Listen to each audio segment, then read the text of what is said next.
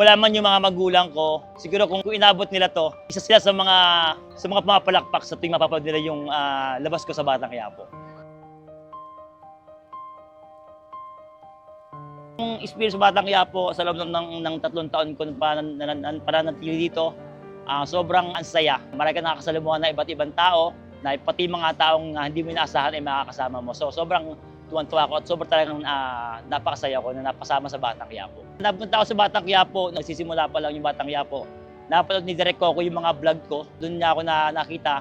Tapos nabigyan ng pagkakataon na mapasama dito, pinakontak niya ako hanggang sa napunta nga ako dito sa Batang Quiapo. Nung una parang may pag-alinlangan kung totoo ba talaga kasi siyempre di ba sa social media marami ng mga manloloko. So nung nakatagal ko na message na gano'n, i-insto ko muna yung tao na message sa akin kung talagang legit siya. So nakita ko naman na may mga picture siya, nakasama siya ni Direk Coco at inano ko yung pangalan, talagang may connection siya sa Batang Quiapo. Hindi na ako makatulog nung gabing yon hanggang sa sinabi na pinapupunta ako malapit sa ABS-CBN para sa isang meeting para sa Batang Quiapo. So yun, sobrang tuwa ako, doon ko na naisip na parang wala palang imposible pag si Lord yung kumilos sa'yo.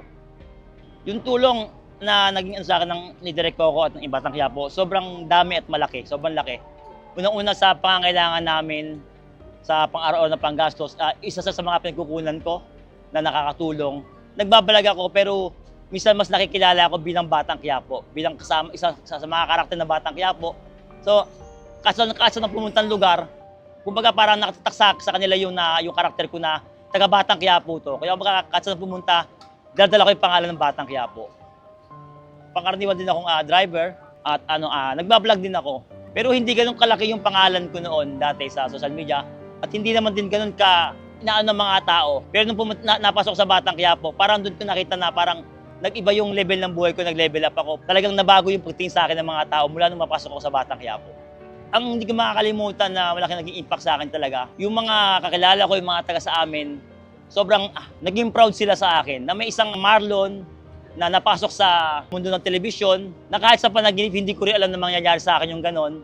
Na yung dati pagtatawanan nila, kinukutya, minsan nakakatanggap ako ng hindi magsasalita. Ngayon, naging proud na sila sa akin, na parang pinagmamalaki nila na may isang taga sa amin, may kakilala ako, may kaibigan ako na kasama sa Batang Quiapo. So ayun, nakakatuwa na may mga tao na naging masaya sila sa narating ko, sa napuntahan ko. Sabi ko nga, wala man yung mga magulang ko, siguro kung inabot nila to, isa sila sa mga pumapalakpak sa tuwing mapapanood nila yung labas ko sa Batang Quiapo.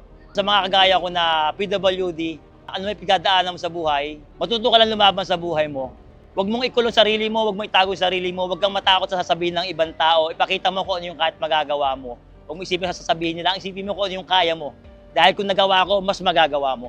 Sa tingin ko po na iparating ko po sa kanila yung mensahe na yon. Hindi ko man direkta sinasabi sa mga kagaya ko sa PWD community, pero tingin ko dahil sa maraming nanonood ng Batang Quiapo, may nakakapanood ng mga kagaya namin sa PWD community na sobrang proud sila sa mga kagaya namin at alam ko na napapalakas ko yung loob nila sa tuwing makikita na lumalabas ako sa eksena. Na minsan sinasabi sa sarili nila na, kumbaga si Marlon, nagagawa niya yung mga bagay na yan, hindi siya natatakot, hindi siya nahihiya.